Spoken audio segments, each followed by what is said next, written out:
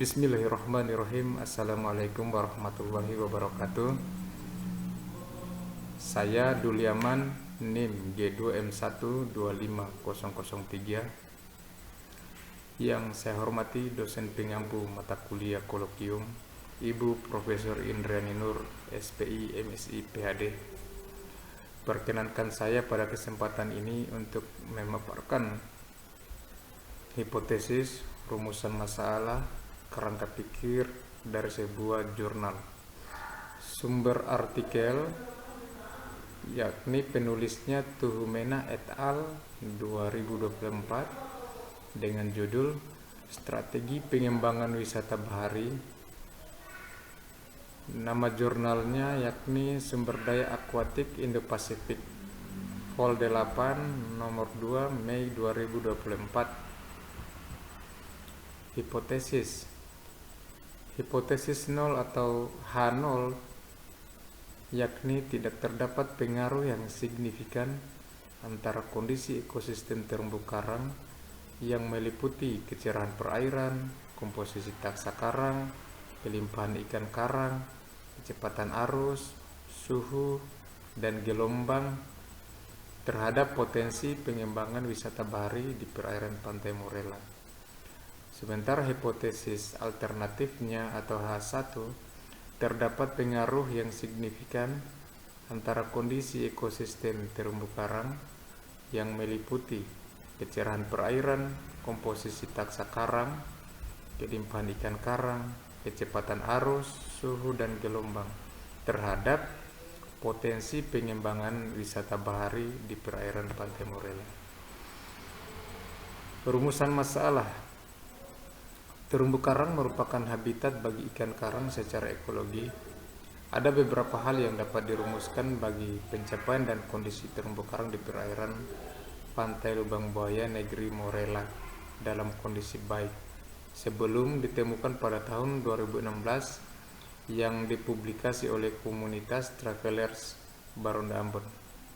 Dari hasil pengamatan terkait dengan survei awal yang dilakukan, ekosistem terumbu karang pada dulunya dapat terlihat dengan jarak pandang hanya 1,5 meter dari permukaan. Namun sekarang terumbu karang tidak dapat dilihat pada jarak itu disebabkan banyak wisatawan yang melakukan aktivitas snorkeling dan diving sehingga terjadi penurunan kualitas air. Terumbu karang sebagai kawasan konservasi yang telah ditetapkan, tetapi kondisi di lapangan memperlihatkan adanya kegiatan wisata bahari yang tidak ramah lingkungan. Peningkatan jumlah pengunjung di kawasan tersebut diduga dapat mengganggu konservasi serta kurangnya pemahaman masyarakat lokal maupun wisatawan tentang pentingnya pengembangan konservasi dan wisata bahari. Kondisi demikian yang menjadi dasar pentingnya penelitian ini untuk dilakukan. Kerangka pikir dalam pengembangan wisata bahari yang pertama yakni bagaimana pengelolaan ekosistem terumbu karang itu tetap berkelanjutan. Yang kedua, penelitian dianalisis secara in situ, yakni dilakukan penelitian dan dianalisis di lapangan pada 2 stasiun dengan analisis presentasi tutupan karang dan analisis SWOT. Sebagai prasyarat dalam pengembangan wisata bahari ini, yakni merumuskan perbaikan strategi pengembangan kawasan ekosistem terumbu karang digunakan hasil penilaian faktor internal dan faktor eksternal, yaitu mengembangkan kekuatan, peluang yang dimiliki dan meminimalkan kelemahan ancaman yang dihadapi. Dukungan internalnya yakni potensi terumbu karang dan daya tarik wisata. Kedua, tersedia tenaga pengelola. 3, pariwisata dijadikan sebagai aktivitas ekonomi penduduk. 4, kebersihan di lokasi cenderung sulit dijaga.